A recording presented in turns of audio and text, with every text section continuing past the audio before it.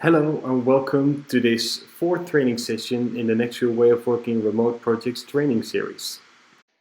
These are trainings that actually build upon our handbook that's available to you. And we actually want to highlight some different aspects of the way of working when working remotely in projects.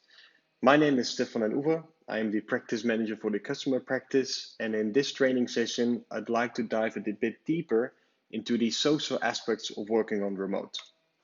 As said before, these training sessions are all based on our handbook, which is available to you, which offers the basics and just the beginnings of how you can start or continue working efficiently on remote. Of course, it is essential that you apply all of these different ideas to your specific client situation, your specific meeting types, and your specific project spaces. And if you need help with that, please be sure to reach out to us because we're always happy to think along with you. Now, when working from home, especially in IT consulting, lots of people actually get quite excited because, working from home sounds very good and there's no more traffic jams that we're usually in.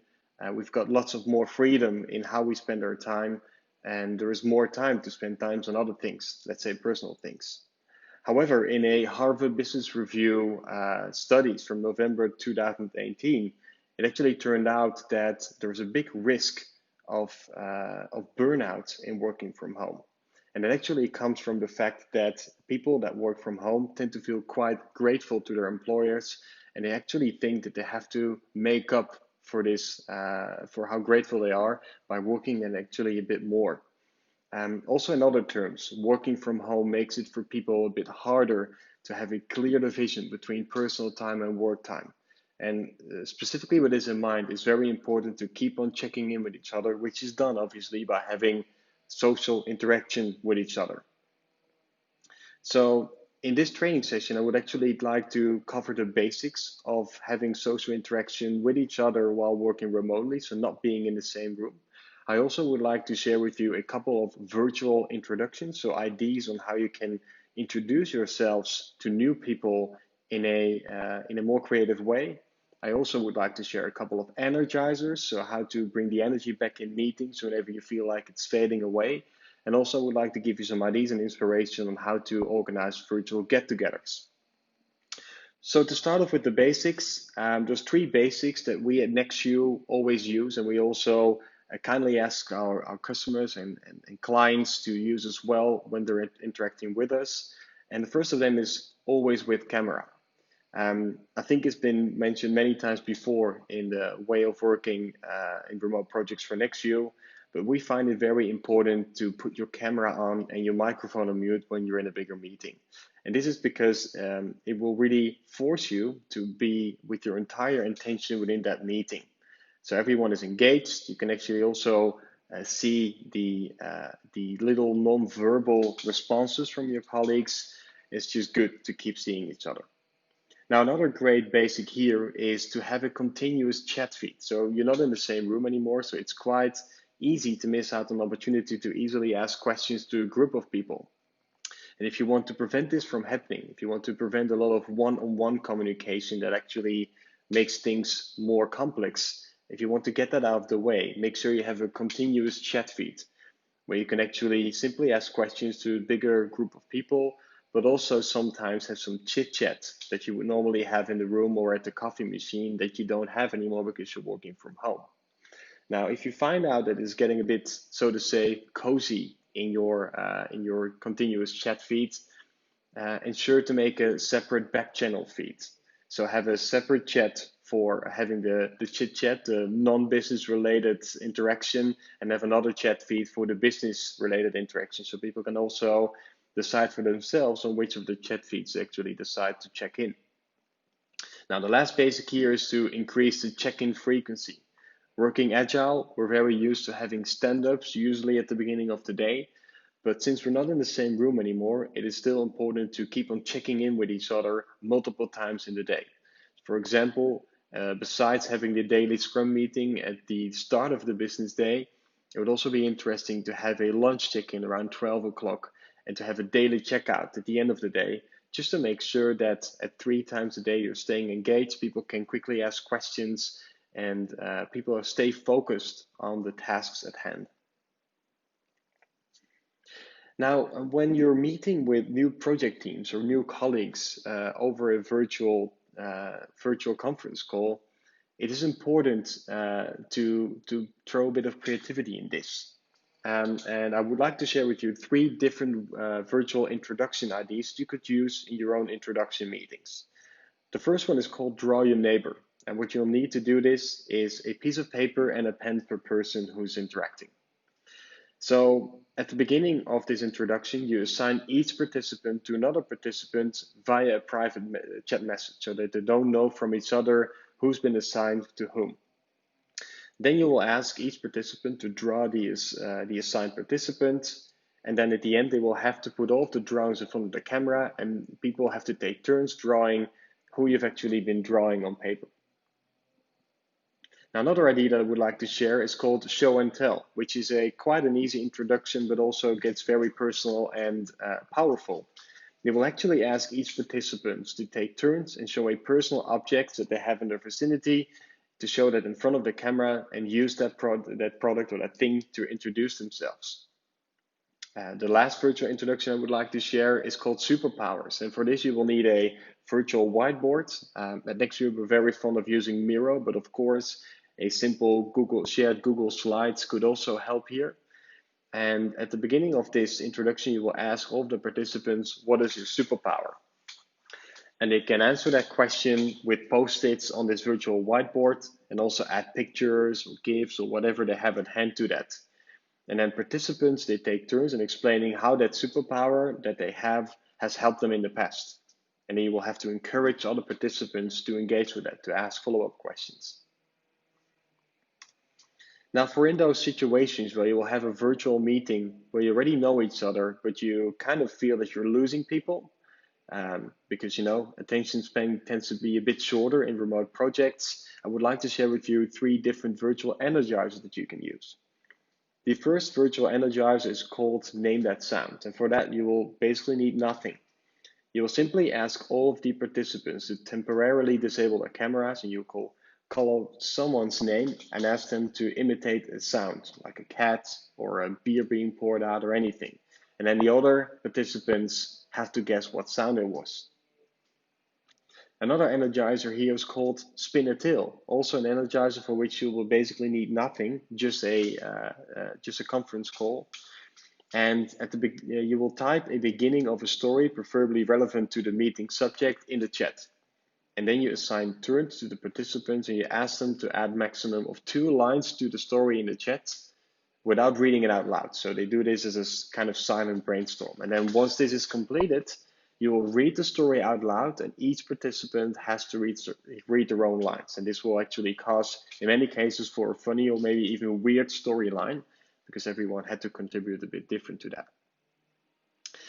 The last energizer I would like to share with you is called Touch Blue, which gets a lot more physical, because what you will actually do is the person that leads the meeting will call out a physical or visual attribute of an object and say it out loud. For example, touch something blue. Then everyone else in the call has to jump out of the seats, find something that matches the descriptions and touch it. If you want to make it a bit more actionable, you can also ask people to hold that object in front of the camera, or maybe even take the camera if they're using another kind of device like a phone or a tablet, and take it along with them as they're running around their homes finding something that has this physical or visual attribute. Then whoever is the last person to come up with something that matches that attribute, they have to come up with the next characteristic. And this is where people will actually be forced to get out of their seats and move around for a bit. Now, when it gets to get-togethers, of course, in a world where we're not working remotely, we usually have a lot of means to work together and to actually see each other face to face. So, for example, in terms of non-verbal communication, if we're in the same room, we can have a lot more interaction with each other because we have eye contact, hand gestures, distance, tone of voice, but also the posture that people have. And it really conveys the state of mind, the mood or health of someone. It also builds empathy and understanding and trustworthiness. So this is something that you will mostly lack in working together virtually. Also, what you will see in working remotely is that whenever you're in a meeting, whenever you're in a call, it gets to be much more to the point. So you will have a certain lack of casual conversation. And again, casual conversation has the benefits of improving empathy and bonding within the team. It also improves the cognitive function and it also helps achieve psychological safety. Another one that is very hard to do in remote projects, of course, is drinking and eating together. And as a professor of economics at Charles Hayes Dyson Cornell University has once said, eating together is a more intimate act than looking over an Excel spreadsheet together, and that intimacy spills back over into work. So, what are a couple of ideas to staying engaged, to stay organizing things, to have personal get togethers in a virtual atmosphere? Now, at Nextview, we already have a couple of initiatives that we're running, which is the Coffee Corner, which is quite a simple idea of a chat room, or actually a video call that's open all week, where people can pop in, see if there's any other people in that same call, and then can actually have a cup of coffee together and talk about something non-work related. Of course, it shouldn't be the case that you're waiting in this call all day long. So you can simply shout out to a continuous chat stream that you're going into this coffee corner in 5 minutes so that you're actually arranging to meet up with some other people. Now, other of these that you can do easily virtually is a pub quiz. There's many great tools online that will allow you to organize quizzes. And it's a very fun way also to look back at the week. So also to have business related questions, but in a fun setting. Also, another couple of things that we do at Nextview is we make and share a couple of memes in the customer practice chat, which is usually to make fun of each other, but in a positive way, of course. Now, some other things that you could do and some inspiring ideas from other companies that we'd like to mention is, for example, sharing a Spotify playlist and a room to discuss music. As you can imagine, sometimes when teams are working together, they will play music, and that usually also ends up in discussions about music. And if you want to keep these discussions ongoing, it will be very interesting to start building a Spotify playlist all together, and then also use it as a means to discuss music as something not work related. Another idea that we've learned from the software platform Trello is the Mr. Rogers. It's actually 5 minute social calls with a randomizer to pair people up. So Mr. Rogers is actually an American child's hero, and this is actually a metaphor to be used for scheduling social calls with random people in your company to actually get engaged, maybe even meet new people within your company. Another great idea that we see pop up a lot of companies around us is doing workout sessions together. So someone who's very active, they will actually conduct a remote workout session via video call, and other people can participate. There's also a nice way to market the change in working in remote projects. And an example of this is how the software company Athos has been doing this with their 1 to 500 offices campaign.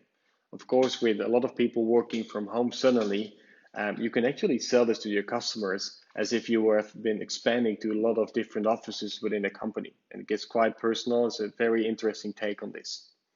Another example here is how it's actually a very popular thing in New Zealand these days, is actually switching from casual Friday to formal Friday. As you can imagine, working from home, people tend to dress down for a bit because they're not in a room with other people anymore. And to actually turn that around, they would actually organize formal Fridays in which you would fully formally dress on the Fridays instead of usually you will have a casual Friday where you will get casually dressed in front of your colleagues. Now, these are just a couple of ideas and a couple of means that we'd like to share with you to enhance the social aspect of working on remote. Of course, if you've got any follow-up questions, we would love to respond them to you. And you can reach out to either myself or my colleague Ton via the contact details shared on the screen. Thank you very much for listening to this training session. I hope you learned something from this. And if you want to learn more about our Nextview way of working in remote projects, make sure to read the handbook and also follow the other training sessions in this series.